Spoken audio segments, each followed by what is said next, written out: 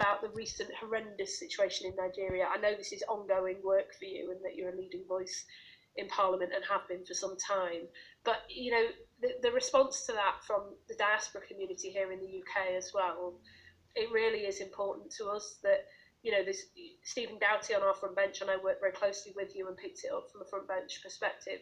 But without that advice and that expertise and that constant championing of the issue from the backbenches, we just wouldn't be where we are right now with that community. And when I say it's a whole effort, that is really what I mean. We just benefited so much from that.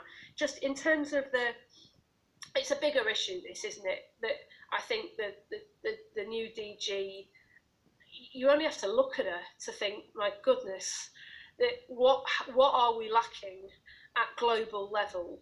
Now, one of the things that we've been pushing very, very hard is for the UK to start being part of the solution to better representation, not part of the problem at global level, because so many of the world's problems and the inability to come together come from the very narrow range of voices currently around those tables.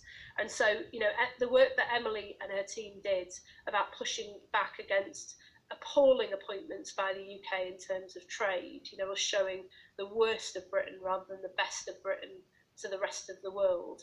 These things are actually really important for Britain's standing in the world. I hear echoes of that when we meet with counterparts elsewhere.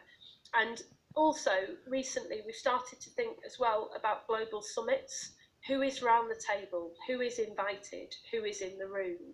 You know, I've said for years in a previous guise, when I was involved with Labour Friends of Palestine, that you know, the reason that I strongly supported Ed Miliband as leader when he said, you know, we've got to recognise the right of the state of Palestine, is because you can't have meaningful peace if both voices aren't represented around the table, and they have to be represented on an equal basis and given an equal hearing. Well, that principle applies as well at global summits, and we face the extraordinary prospect at the moment of a whole series of global summits taking place in the next few months, to which no African leader will be invited, even though the situation unfolding in Africa, in sub-Saharan Africa, the political and economic situation, but also the health situation, which is now out of control, has reached crisis point, and with new variants emerging, is a threat not just to the people of Africa, but to the people of the world.